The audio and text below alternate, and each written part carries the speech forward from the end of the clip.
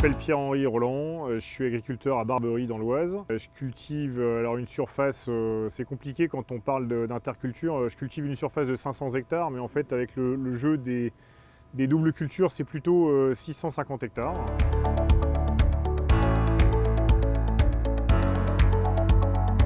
Alors, le méthaniseur, il est approvisionné essentiellement, pour les 2 tiers à peu près avec des intercultures, donc ce qu'on appelle les cives. Que ce soit des cives d'été ou des cives d'hiver. Et le tiers restant est ce qu'on appelle les approvisionnements extérieurs, c'est-à-dire que ça ne vient pas directement de nos fermes, ça ne vient pas des fermes des associés. Là-dedans, il y a un gros morceau qui sont les pulpes de betterave, de la sucrerie de Chevrière qui est juste à côté. Et on a des issues de silos aussi qui viennent de chez Valfrance, la coopérative. Et puis plein d'autres produits qui sont ce qu'on appelle des coproduits de l'industrie agroalimentaire.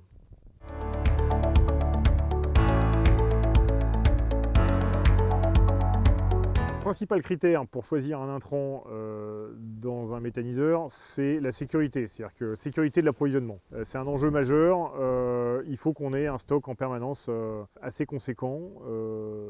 La première raison, c'est que on est soumis aux aléas climatiques, c'est notre métier d'agriculteur. On l'est encore plus avec le biais des doubles cultures, parce que voilà, si on savait faire pousser 3 cultures en 2 ans, ça se serait depuis longtemps, et là on essaye de le faire. Et donc on essaye d'avoir des gros stocks sur nos plateformes. Typiquement l'année 2020 était très compliquée d'un point de vue sécheresse, aussi bien au printemps qu'en été, donc les intercultures ont été très mauvaises, ce qui fait qu'on a complètement détruit nos stocks. Et donc là actuellement on est au stock le plus bas qu'on ait jamais été, et donc l'enjeu de 2021 c'est de reconstituer ces stocks.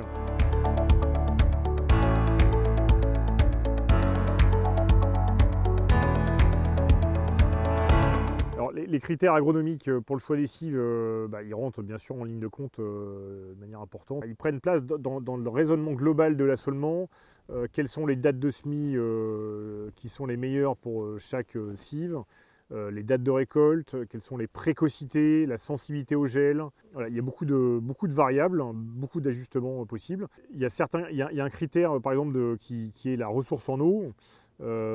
Toutes les intercultures ne consomment pas la même chose en eau pour faire 1 tonne de matière sèche. Et donc ça c'est assez important d'avoir ce critère-là en tête, puisque comme on est sur des intercultures courtes, avec un besoin en eau important sur une durée courte, la culture qui soit avant ne pompe pas trop d'eau dans le sol.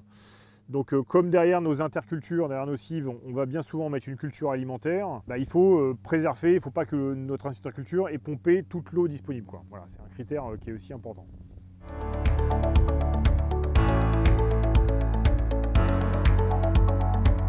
Alors, les critères de choix d'un point de vue méthanisation, alors bien sûr il y a le pouvoir méthanogène qui rentre en ligne de compte, donc en fait il ne faut pas s'arrêter uniquement au rendement de la culture, il faut regarder le rendement méthanogène ramené à l'hectare, c'est-à-dire que combien de CH4 je vais réussir à produire avec mes intercultures ramenées à l'hectare.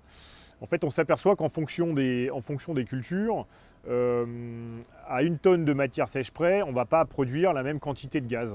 Donc il y a le rendement immédiat qui est le rendement brut ou net ramené à 30% de matière sèche, qui est celui sur lequel, le critère sur lequel on paye l'agriculteur. Mais quand on va plus loin, nous ce qui nous importe au méthaniseur, c'est combien mon silo va faire de gaz. Donc pour ça on fait des analyses très régulières pour analyser le pouvoir méthanogène des ensilages.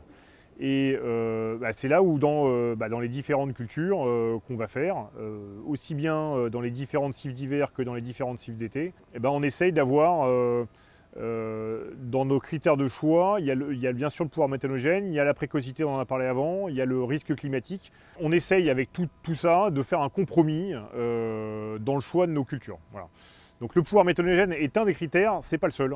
Il y en a plein d'autres, et en fait on joue un peu avec tous ces curseurs. En tout cas on essaye d'éviter de mettre encore une fois tous les œufs dans le même panier. Il y a des choses qui sont importantes aussi, c'est-à-dire que les épisodes météo étant parfois extrêmement rapides, extrêmement violents, extrêmement changeants, on peut parfois changer notre fusil d'épaule en cours de route.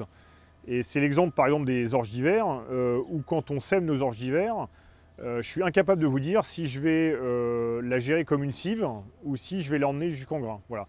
On a cette souplesse-là avec l'orge d'hiver qu'on n'a pas forcément avec les autres cultures. C'est un luxe qu'on a, entre guillemets.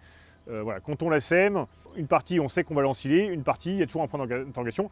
À l'heure où je vous parle, j'ai une parcelle de 45 hectares. Je ne sais pas vous dire si je vais tout ensiler dans une semaine. Je ne sais pas. Peut-être que je vais en emmener une partie en grain. Je pense même que par curiosité, en fait, je vais en emmener une partie en grain.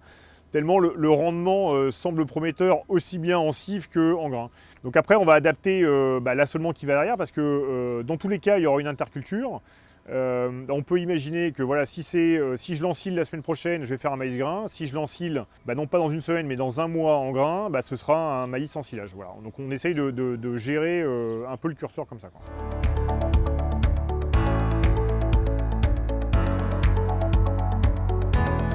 Alors le choix de l'orge hybride, c'est une réflexion qui a commencé il y a 2 ans. On a toujours fait des orges dans notre système d'interculture parce que en fonction de nos précédents, on cultive de la betterave notamment.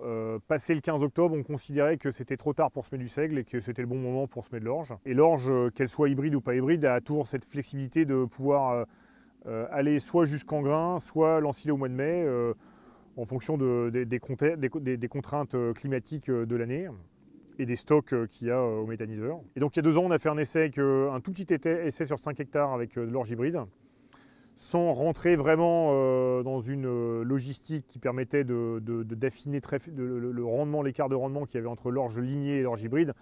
On a tout de suite vu qu'il y avait une différence. Et donc on a transformé l'essai cette année. Donc là, on est dans une parcelle de 45 hectares. On a semé 2 variétés, SI Galiléou et SI Fantôme. Donc ça a été semé le 10 octobre, derrière un maïs en silage déjà, en très bonnes conditions. On investit, hein, c'est un choix qu'on fait, on investit dans de la semence, dans de la génétique, en espérant un gain à la fin. Donc que ce soit pour du grain ou de l'ensilage. Pour l'ensilage d'abord, nous, nos petits essais à notre mesure, on avait constaté que c'était meilleur sans vraiment le mesurer. Et puis, on a la chance d'avoir des plateformes d'essai qui tournent plutôt bien dans la région. On a Valfrance qui a fait des super plateformes d'essai méthanisation depuis quelques années, notamment l'année dernière. Et ça nous permet de tirer un peu des conclusions sur les différentes espèces de cives d'hiver qu'on peut implanter. Et il s'avère que les orges hybrides de Syngenta sortaient très très bien du lot. Donc voilà, essai grandeur nature, 45 hectares cette année, donc juge de paix dans quelques jours.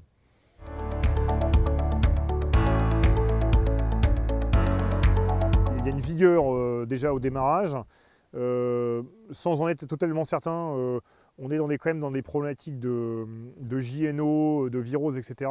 Je considère qu'une plante qui est vigoureuse au démarrage à l'automne, elle est moins sensible, en tout cas sa sensibilité au stade dure moins longtemps. Donc ça c'est un critère important, on l'a vu en 2020, on a eu des gros dégâts de JNO. C'est pas le cas cette année.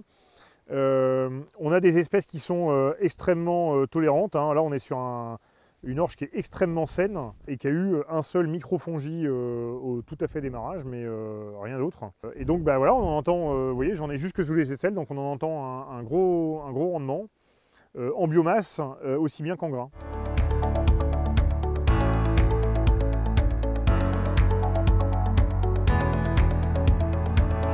La méthanisation au sein du monde agricole, c'est une nouvelle activité qui génère beaucoup de travail. Alors dans le bon sens du terme, c'est-à-dire que nous on n'a jamais voulu faire un projet dans notre coin, voilà, et puis on essaye de faire travailler l'ensemble du monde agricole. Donc, un méthaniseur, c'est des chantiers d'ensilage, des chantiers de récolte, donc c'est du matériel, donc ça fait tourner les concessionnaires, les mécanos, et puis dans nos fermes, c'est un surcroît de travail important. Je vous expliquais que moi j'ai 500 hectares de SAU, mais du coup j'en cultive 650, tout ça c'est du temps en plus.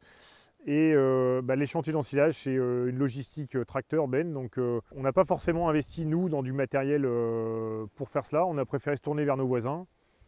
En leur proposant de travailler pour nous, pour les récoltes d'ensilage. Donc ça permet de créer une dynamique autour du projet. Et puis plus personnellement, pour mon exploitation et celle de mes associés, c'est un nouveau débouché de matière que sont ces intercultures. En fait, ces 3 cultures en 2 ans vont nous créer un nouveau débouché dont on maîtrise de bout en bout en fait, la filière. C'est-à-dire qu'on décide de ce qu'on sème, on décide à quel prix on le vend, et on est sûr d'avoir un acheteur en face qui est notre méthaniseur.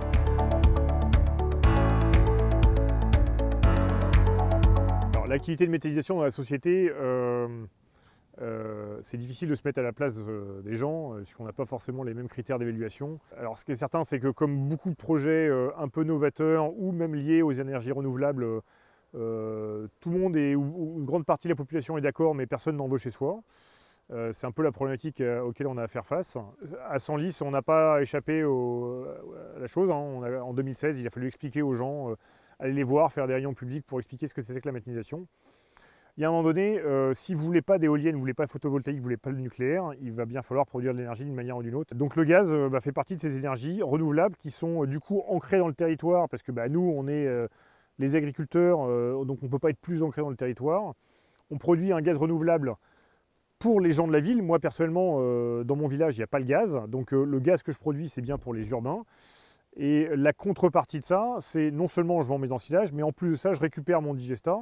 La petite histoire qu'on raconte aux élus en général, et c'est ce vers quoi la méthanisation va tendre assez rapidement, c'est concrètement avec les déchets organiques des urbains, des Parisiens, des Senlisiens, etc., avec leurs déchets organiques, on va, nous, dans nos méthaniseurs, fabriquer du gaz pour eux, qui sont branchés au gaz, mais on va aussi fabriquer fabriquer du digestat pour nous agriculteurs. En fait, à chaque fois qu'on va récupérer des déchets organiques d'une intercommunalité, par exemple, pour eux, ça fait du gaz, pour nous, ça fait du digestat qu'on va épandre dans nos champs. Donc en fait, tout ça, ça vient, c'est un espèce de cercle vertueux qui est extrêmement intéressant. Donc une fois que c'est expliqué comme ça et qu'on arrive à débattre avec les gens, on arrive à les convaincre assez facilement.